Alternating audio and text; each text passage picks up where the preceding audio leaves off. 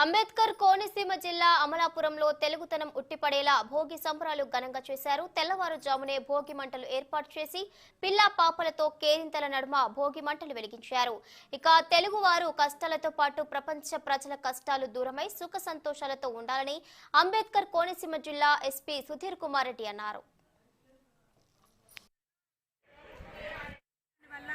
క్రిములు కీటకాలు ఎక్కువ పేర్కొంటాయి కాబట్టి ఈ మంటల ద్వారా అవి నశించి అందరికీ మంచి జరగాలి అన్న ఉద్దేశంతో మన ఇంట్లో ఉన్న పాత వస్తువులను కూడా అందులో వేసేసి దీని ద్వారా మనకి మంచి జరగాలి అన్న ఉద్దేశంతో భోగి మంట వేస్తారు. ఈ నెల రోజులు పెట్టిన గొబ్బెమ్మల్ని పిడకలుగా చేసి వాటిని భోగి మంటల్లో వేపిస్తారండి పిల్లల చేత.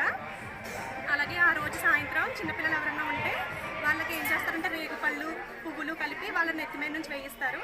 ఇలా వేయించడాన్ని ఏమంటామంటే భోగిపళ్ళు పోయడం అని అంటాము. అదే కాకుండా ఆ రోజే సాయంత్రం బొమ్మల కళ్ళు కూడా పెట్టుకుంటారు చాలా చోట్ల. ముచ్చటగా 3 పండుగల కలయిక భోగి, సంక్రాంతి, కనుమ ఈ 3 పండుగలని కలిపి మనం సంక్రాంతి అన్న పేరుతో సెలబ్రేషన్స్ చేసుకుంటాము.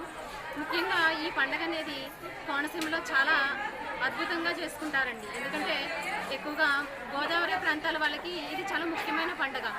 ఫస్ట్ రోజుని భోగి అన్న పండుగ రోజుని భోగి పళ్ళు వేయడము చిన్నపిల్లలకి, తర్వాత భోగి మంటలు వేయడము అనేది సంప్రదాయంగా చేసుకుంటూ వస్తున్నాము.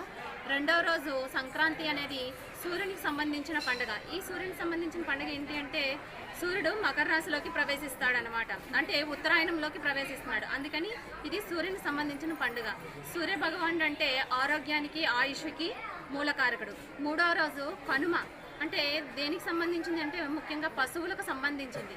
ఆ రోజుని మనం పాడి పంటలకు ఉపయోగించే పశువులు ఏవైతే ఉన్నాయో వాటిని ప్రత్యక్ష దైవాలుగా తలిచి వాటికి పూజ చేయడము, వాటికి పసుపు రాసి బొట్లు పెట్టడము, పూలతో అలంకరించడము వంటిస్తారు.